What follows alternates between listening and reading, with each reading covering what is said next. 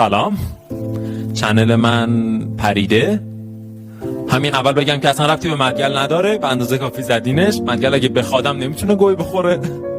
دلیل پریدن چنلم اینه که من 2 هفته پیش یه ایمیل دریافت میکنم میگه شما کانالتون به این کانال وصل بوده و اون کانالی که بهش وصل بوده ترمینیت شده، بسته شده، برای همین کانال شما هم بسته میشه. ولی قشنگیش اینجا که اصلا کانال ما به اون کانال وصل نیست به هیچ شکلی. و خب ما اینجوری بودیم که خب این باگه دیگه، چیزی نیسته. ایمیل زدیم، درخواست دادیم که اینو دوباره بازدید بکنم. حدوداً چند روز پیش، 3-4 روز پیش برای من یه ایمیل میاد میگه که 3 تا ایمیل در حقیقت میاد پشت سرم. ایمیل اول میگه ما چنلتون رو دیدیم و چنلتون عملا بر نمیگرده، برین خونتون. من اینجوری هم که بعد ایمیل بعدی میاد بعد 3-4 دقیقه میگه که ما چنلتون رو بررسی کردیم، چنلتون برمیگرده، مشکلی نداره. من اینجوری هم که بعد 1 دقیقه باز ایمیل میاد برای ما میگه چنلتون لینک به اون چنله که بسته شده شما هم بسته میشه.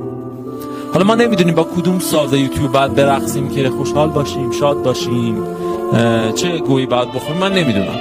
ولی مشخصه که یه باگی در جریانه. شرایط عادی یوتیوب نیست. از الانم ما توی این چنلیم، توی اینستام. من توانایی پرونده اینستام هم داشتم، پروندم. این یکی اینستا دیدم. بعد از این اتفاقات سوالی که میاد تو ذهن من اینه خب من آیا تولید محتوا رو بازم ادامه بدم؟ چون اینجوریه که الان 22 سالمه و الان 1 بار چنلم پریده و اگر من 25 سالم باشه چنلم بپره دوباره حالشو دارم که از اول باز بشینم چنل بزنم، یا نه اگه 2 باره بپره چی؟ اگه 3 باره بپره چی؟ اگه 4 باره بپره چی؟ من باز حالشو دارم این کار انجام بدم. و اینجوری میاد تو ذهنم که اگه بخوام خداحافظی بکنم الان زمان بدی نیست. اگه بخوام از تولید محتوا اینترنتی خداحافظی بکنم الان وقتشه.